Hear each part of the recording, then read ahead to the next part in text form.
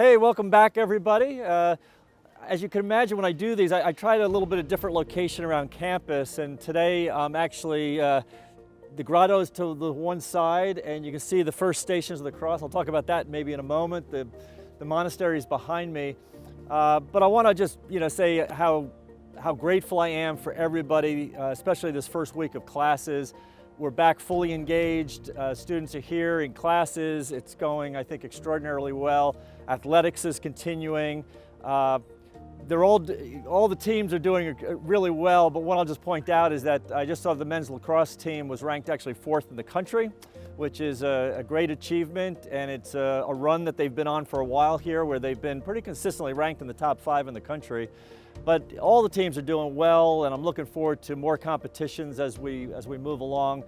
Again, the thing I want to emphasize for today, by the way, is it's the Roe v. Wade anniversary decision today, and normally I would be in Washington, D.C. for the pro-life march.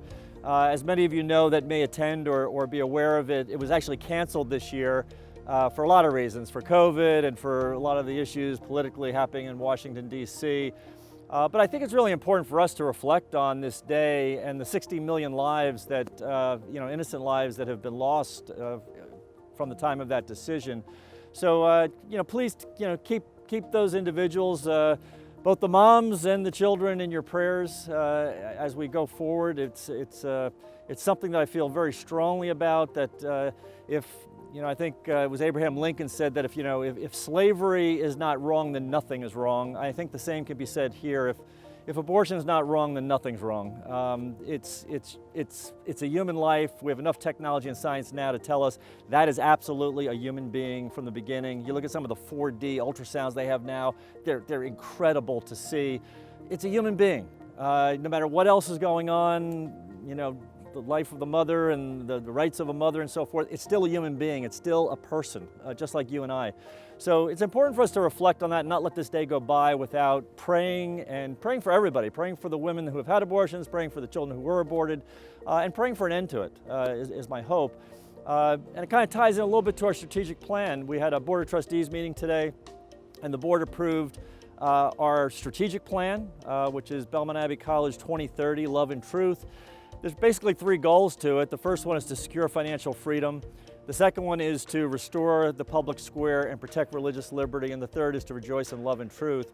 And just given the Roe v. Wade decision, some of the other things that we may be facing here, especially as it stands being a religious institution, having a religious faith, it's important that we defend our religious liberty. And so this strategic plan, I think, has come at the perfect time, and it's really exciting. There's some wonderful things involved in it. Phil Brock and his team presented the capital campaign. You'll be hearing more about that, but it's also very exciting. I won't go into the details now, but it fits with the strategic plan, and I think it's going to take Belmont Abbey College to the next level, so I'm really looking forward to it.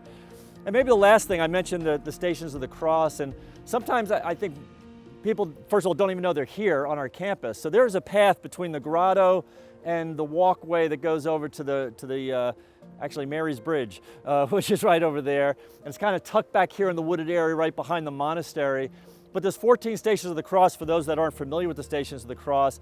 And basically what it is, the Franciscans originally, in Jerusalem, there's what's called the Via Dolorosa, which is the path that Christ took from the moment he was condemned to death, which is the first Station of the Cross, all the way to his death on the cross and his burying in the tomb.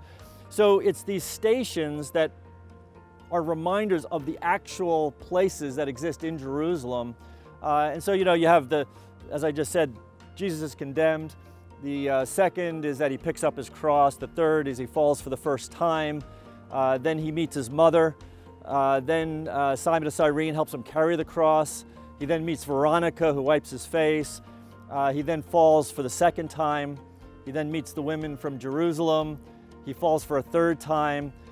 He's then stripped of his garments. He's then actually placed on the cross. He then dies on the cross, and he's taken down from the cross, and finally he's buried. So it's a wonderful reflection. Usually it's Lent that we think about the Stations of the Cross, but I think it's a time to reflect any time on the Stations of the Cross, because what it really is a sign and a symbol and a reality to me is of Christ's love for us.